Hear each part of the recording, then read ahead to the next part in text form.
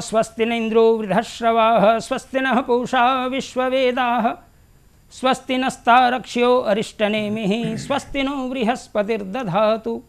ॐ यो भूतं च भव्यं च सर्वं यश्चाधितिष्ठति स्वर्यस्य च केवलं तस्मै ज्येष्ठाय ब्रह्मणे नमः। ओम शांति शांति शांति। देवानां वाणी देववाणी देववाण्यव संस्कृत भाषा विश्वस्य विविधासु भाषासु इमे वस्तुतः स्वर्गात् अवतीर्णा। इदानीं संस्कृत वार्ता भविष्यति। संस्कृतस्य वार्तायाः विषयः वर्तते भारतस्य प्राचीन भाषा संस्कृतं प्रगति संभावना च। वयं सर्वे जानीमः संस्कृतं तु प्राचीनतमा भाषा विद्यते। अस्माकं सर्वाणि धर्मकर्माणि संस्कृत भाषायां निहितानि सन्ति। एतद्द्वारा बहवः ग्रन्थाः संस्कृत भाषायामेव सन्ति। 18 पुराणानि 4 वेदाः 6 शास्त्राणि 16 संस्काराः सर्वाणि धर्मकर्माणि संस्कृत भाषायामेव सन्ति। किन्तु संस्कृतस्य का दशा विद्यते वर्तमान संदर्भे, संस्कृतस्य का संभावना विद्यते वर्तमान संदर्भे, एतस्मिन् विषये वार्ताकरणाय अस्माकं पार्श्वे विद्यते, मया सह विद्यते, वार्तायाः सहभागी विद्यते बाबा साहब भीमराव अम्बेडकर बिहार विश्वविद्यालयस्य अध्यक्षवर्यः बाबा साहब भीमराव अम्बेडकर बिहार विश्वविद्यालयस्य आचार्यवर्यः प्रोफेसर डॉक्टर श्रीप्रकाश पाण्डेय महाभागः तथा च अन्यः परिचयः विद्यते। बिहार झारखण्डयोः संस्कृत भारत्याः क्षेत्रसंयोजकः अपि विद्यते। केन्द्रीय विश्वविद्यालयस्य नवदिल्ल्याः संस्कृत विषये कार्यकारिण्याः समितिसदस्यः अपि भवान् अस्ति। इत्यस्मिन् सन्दर्भे वार्ता संचालनं भविष्यति। एतद्द्वारा प्रथमः प्रश्नः विद्यते, भारतस्य प्रतिष्ठे द्वे संस्कृतं संस्कृतिस्तथा इति किमर्थम् उच्यते, भवान् कथयतु श्रीमान्। नमस्कारः। शोभनः प्रश्नः कृतः। भारतस्य प्रतिष्ठे द्वे संस्कृतं संस्कृतिस्तथा इति आभाणकं सूक्तिरूपेण यद् वचनम् उच्यते तत्र संस्कृतिः संस्कृतं च भारतस्य प्रतिष्ठायाः कारणद्वयम्। भारतस्य संस्कृतिः अतिप्राचीना। भारतीय संस्कृतिः ज्ञातव्या तर्हि संस्कृतमाध्यमेन एव ज्ञातुं शक्यते। बहवः अस्मिन् विषये पृच्छन्ति यत् संस्कृतसंस्कृत्योः कः सम्बन्धः। संस्कृतसंस्कृत्योः अन्योन्याश्रयसम्बन्धः, पूरकसम्बन्धः। अतः उभयोः सम्बन्धं पृथक् कर्तुं न शक्यते। भारतस्य संस्कृतिज्ञानं करणीयं तर्हि संस्कृतस्य अध्ययनं करणीयं। संस्कृतद्वारा एव भारतस्य संस्कृतिः ज्ञातुं शक्यते। अत्र इमं विषयं उदाहरणद्वारा स्पष्टीकर्तुं शक्यते। यथा मम पिपासा अस्ति, कमपि सूचयामि जलम् आवश्यकं, तर्हि सः कस्मिंश्चित् पात्रे जलम् आनेष्यति। यदि कश्चन पृच्छति जलम आवश्यकम इति उक्तम, पात्रम किमर्थम? एवं जलम पात्रेण विना आनेतुं न शक्यते। यथा जलम पात्रम विना आनेतुं न शक्यते, तथैव जलम जल रूप संस्कृति संस्कृत रूप पात्र द्वारा एव आनेतुं शक्यते। एवं यदि संस्कृति ज्ञातव्या तर्हि संस्कृतम् अध्येतव्यं, संस्कृतस्य अध्ययनं करणीयं, संस्कृतम् एव तत् साधनं यद्द्वारा वयं संस्कृतेः सम्पूर्णं स्वरूपं ज्ञातुं शक्नुमः। अतएव भारतस्य प्रतिष्ठा एतद्द्वारा संस्कृतद्वारा एव संस्कृतं संस्कृतिः इत्यनयोः ज्ञानं कृत्वा एव वयं भारतं ज्ञातुं शक्नुमः। तस्य आधारभूतः संस्कृतम् एव। अतः उच्यते भारतस्य प्रतिष्ठे द्वे, संस्कृतं संस्कृतिस्तथा। धन्यवादः। निश्चित रूपेण भारतस्य भाषा यदि कापि भाषा वर्तते संस्कार भाषा रूपेण, तर्हि संस्कृतं विद्यते। सम्प्रति भारतस्य राष्ट्रभाषा हिंदी विद्यते। अस्याः राष्ट्रभाषायाः जननी संस्कृतम् अस्ति इत्यस्मिन् विषये विशेषरूपेण वार्ता भविष्यति। सम्प्रति द्वितीयः प्रश्नः विद्यते। साम्प्रतं संस्कृतस्य प्रचाराय प्रसाराय च देशे का गतिविधिः? संस्कृतस्य संवर्धनार्थं देशे बहु प्रयासः क्रियते। वस्तुतः संस्कृतं भाषारूपेण अपि अस्ति, संस्कृतं विषयरूपेण अपि अस्ति। विषयरूपेण संस्कृतं विद्यालयतः आरभ्य विश्वविद्यालयपर्यन्तं पाठ्यते। अथवा संस्कृतवाङ्मयस्य याः याः विधाः, यानि शास्त्राणि, साहित्यं, व्याकरणं, वेदाः, ज्योतिषम् इत्यादि विधाः याः सन्ति, ताः पाठयितुं सम्पूर्णदेशे संस्कृतविश्वविद्यालयाः सन्ति। किन्तु भाषाविषये विशेषचिन्तनं करणीयम्। अतः भाषाविषये बहव्यः संस्थाः, शिक्षणसंस्थाः अपि प्रयासरताः सन्ति। लोकभाषाप्रचारसमितिः, विश्वसंस्कृतप्रतिष्ठानं, संस्कृतभारती विशेषरूपेण सम्पूर्णदेशे सम्भाषणशिबिरमाध्यमेन जनान् पाठयितुं प्रयासं कुर्वती अस्ति।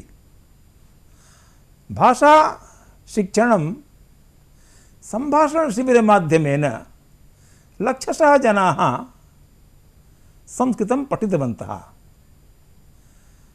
पत्राचारद्वारा संस्कृतम् अपि जनाः पठितवन्तः, अभ्यासं कृतवन्तः।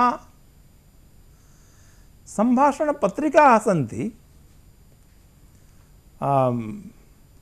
शोधपत्रिकाः तु बहव्यः सन्ति, किन्तु सम्भाषणनिमित्तं याः पत्रिकाः सन्ति तासु विशेषरूपेण बेङ्गलूरुतः प्रकाशिता सम्भाषणसन्देशः इति पत्रिका उल्लेख्या वर्तते। सरलरीत्या यथा सम्भाषणं क्रियते तया सरलसम्भाषणरीत्या एव सन्देशे वाक्यानि भवन्ति। अतः भाषाम् अभ्यस्तुं मम भाति सा पत्रिका बहु उपादेया। अतः भाषा शिक्षणार्थं विशेष प्रयासः करणीयः। यतोहि उत्तर भारते भाषा विषये अवधानं न्यूनं, दक्षिण भारते लिपि विषये अवधानं न्यूनम्। अतः अत्र विशेषरूपेण भाषायाः अभ्यासं कर्तुं शिक्षणं विधातुं बहव्यः संस्थाः, संस्कृतभारती इत्यादयः संस्थाः विशेषेण प्रयासरताः सन्ति। तासां प्रयासः प्रशंसनीयः इति वक्तुं शक्यते। साधु। संस्कृतं प्रचार प्रसाराय विदेशेषु का स्थितिः? संस्कृतं विदेशेषु अपि अस्ति। संपूर्ण विश्वे मम ज्ञानानुसारं 35 देशानां प्रायः 150 विश्वविद्यालयेषु संस्कृतं येन केन प्रकारेण पाठ्यते। बहव्यः शोधसंस्थाः सन्ति यत्र संस्कृतविषयं स्वीकृत्य शोधकार्याणि क्रियन्ते।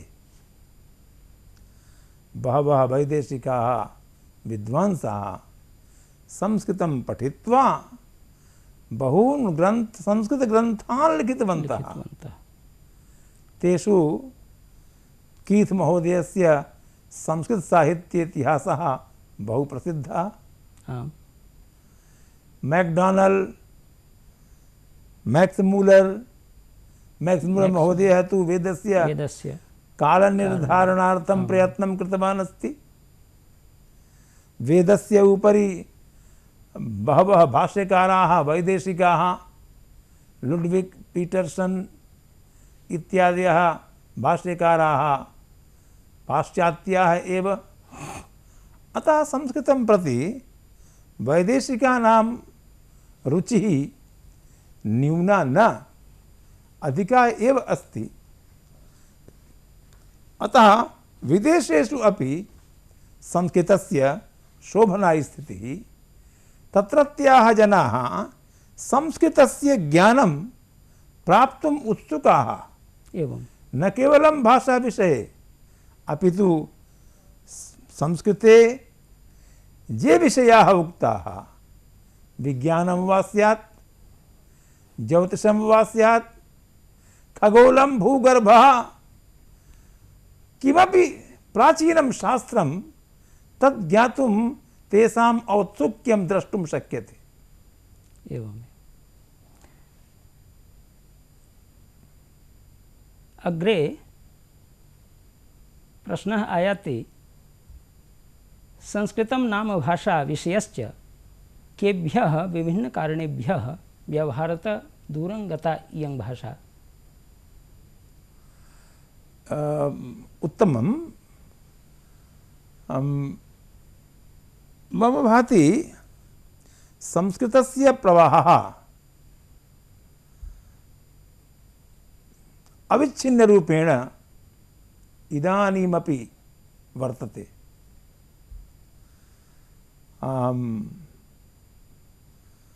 विभिन्न व्याकरणग्रन्थेषु व्यवहारभाषारूपेण संस्कृतस्य उल्लेखः अस्ति इति तु न, किन्तु तादृशाः शब्दाः दृश्यन्ते यान् शब्दान् दृष्ट्वा संस्कृतं व्यवहारभाषा आसीत् इति विश्वासः कर्तुं शक्यते। यद्यपि वाल्मीकिरामायणे यदा हनुमान् वदति अपि स्वर्णमयी लंका न मे लक्ष्मण न मे अपि स्वर्णमयी लंका न मे लक्ष्मण रोचते जननी जन्मभूमिश्च स्वर्गादपि गरीयसी।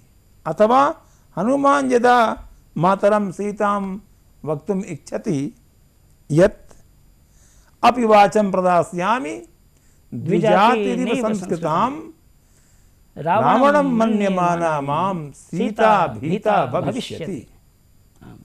सरस्वती कंठाभरणे तद्वाक्यं बहु प्रसिद्धं, तथा न बाधते राजन् यथा बाधति बाधते। किंतु प्रमाण रूपेण तु जे आप्तवाक्यानि स्वीक्रियन्ते तत्र तु पाणिनीय गणपाठे बहवः शब्दाः तादृशाः सन्ति। यथा कश्चन शाकविक्रेतारं दूरतः आह्वयति, एहि वणिज इति संबोधनस्य शास्त्रे कः उपयोगः?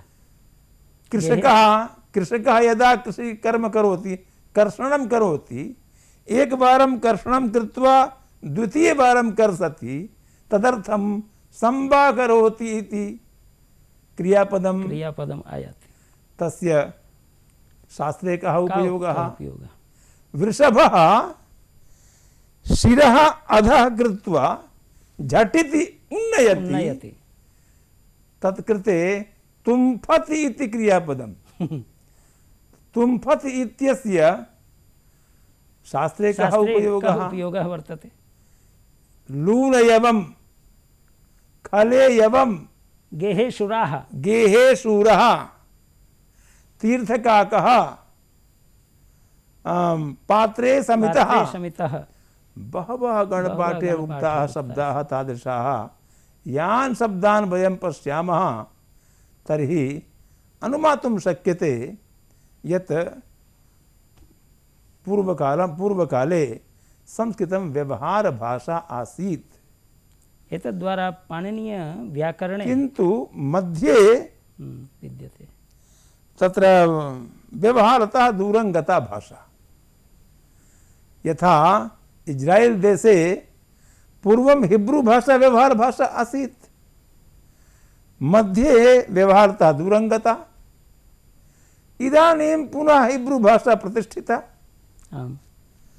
संस्कृतस्य अपि पूर्वं व्यवहार भाषा, मध्ये कश्चन कालः आगतः, किन्तु इदानीं पुनः व्यवहार भाषा पदे आगन्तुं प्रयत्नः चलति। मम भाति यत् केषुचित् वर्षेषु संस्कृतं व्यवहारभाषा भविष्यति। केन प्रकारेण संस्कृतं तु सरलभाषा विद्यते इत्यस्मिन् सन्दर्भे भवान् कथयतु उदाहरणद्वारा। सरलता नाम भाषायाः कापि भाषा भवेत्, तस्याः भाषायाः मुखद्वयं भवति, प्रौढभाषा, सरलभाषा। साहित्ये या भाषा प्रयुज्यते सा भाषा प्रौढा भवति। यथा कादम्बर्यां हर्षचरिते, वाल्मीकि रामायणे, वासवदत्तायां, काव्येषु, महाकाव्येषु, नाटकेषु, विविध काव्येषु या भाषा प्रयुज्यते सा तु प्रौढा भाषा। किन्तु व्यवहारे या भाषा प्रयुक्ता भवति सा सरला भवेत्। तर्हि सरलतायाः मानदण्डः कः? कथं ज्ञायेत यत् इयं सरल भाषा? सामान्यतः जनाः वदन्ति यत् सामान्यजनाः, शाकविक्रेतारः, रिक्षाचालकाः यां भाषां वदन्ति सा भाषा सरला भवति। अतः अस्माकं संस्कृतं श्रुत्वा यदि तादृशाः सामान्यजनाः भाषावबोधम् अर्थज्ञानं कर्तुं शक्नुवन्ति तर्हि स्वीक्रियतां मम भाषा सरला। तस्य बोधः न भवति तर्हि भाषा प्रौढा इति अनुमातुं शक्यते। यथा संस्कृते एव सरलतायाः तत्त्वानि विद्यमानानि सन्ति। अतः संस्कृते विद्यमान सरलता तत्त्वानि स्वीकृत्य वयं सरलं सम्भाषणं कर्तुं शक्नुमः। यथा प्रागुणिकः वितर्धौ तिष्ठति। यदि वयं वदामः तर्हि अत्र किञ्चित् क्लेशः, अवगमने क्लेशः। किन्तु प्रागुणिकः अतिथिः वितर्धौ बरामदा। यदि सरलं वदामः तर्हि कोऽपि अवगन्तुं शक्नोति। अतः भाषायाः प्रौढता, भाषायाः सरलता अस्माकम् अधीने अस्ति। अतः श्रोतॄणां स्तरं दृष्ट्वा सरलसम्भाषणं करणीयं, प्रौढं सम्भाषणम् अपि कर्तुं शक्यते। संस्कृतभाषायाः एका विशेषता विद्यते मम विचारे।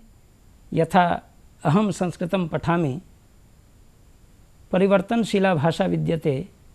अहं संस्कृतं पठामि संस्कृतम् अहं पठामि संस्कृतं पठामि अहं।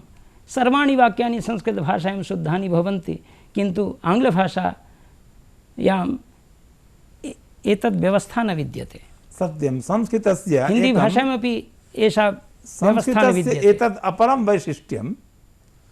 अत्र तादृशी व्यवस्था यत् दीर्घं वाक्यं स्यात् या लघुवाक्यं, यावन्ति पदानि वाक्ये प्रयुक्तानि भवन्ति तेषां पदानां स्थानपरिवर्तनेन वाक्यस्य अर्थबोधे न बाधा आयाति। न बाधा। इदत्तु वैशिष्ट्यं संस्कृतभाषायाः एव केवलं सत्यं विश्वस्य भाषायां मध्ये।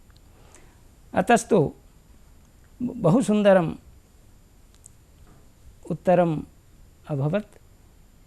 अग्रे संस्कृतम् उद्दिश्य किमर्थं बहवः आक्षेपाः भवन्ति? संस्कृतम् उद्दिश्य बहवः आक्षेपाः भवन्ति। एकैकम् आक्षेपं गणयामः तर्हि आवली कदाचित् दीर्घा भवेत्। जी, तर्हि समयः अपि अहं प्रमुखरूपेण अल्पः अस्ति। आक्षेपद्वयस्य चर्चां कर्तुं शक्नोमि। प्रथमः आक्षेपः, संस्कृतं कठिनम् अस्ति। द्वितीयः आक्षेपः, संस्कृतं निर्जीवम् अस्ति। एवम् उभयोः आक्षेपयोः वयं चिन्तनं कुर्मः। संस्कृतं कठिनम् इति भावना कथम् आगता? मम भाति यत् प्राचीनकाले ये संस्कृतं पठितवन्तः ते काव्यभाषां प्रयुक्तवन्तः, प्रौढभाषां प्रयुक्तवन्तः, शास्त्रार्थं कृतवन्तः, प्रौढभाषां प्रयुक्तवन्तः। समाजस्य सामान्यजनाः प्रौढभाषाम् एव श्रुतवन्तः। अतः तेषां मनसि एषः विचारः आगतः, संस्कृतं कठिनम्। द्वितीयं, केचन एव संस्कृतेन सम्भाषणं कुर्वन्ति स्म। अपवादरूपेण केचन जनाः आसन्। तर्हि उक्तवन्तः निर्जीवम्। किन्तु उभयोः आक्षेपयोः एकम् एव उत्तरं, सरलसंस्कृतेन सम्भाषणम् आवश्यकं विद्यते, अत्यावश्यकं। सरलरूपेण संस्कृतं वदामः तर्हि संस्कृतं कठिनम् इति भावना अपगच्छेत्, नष्टा भवेत्।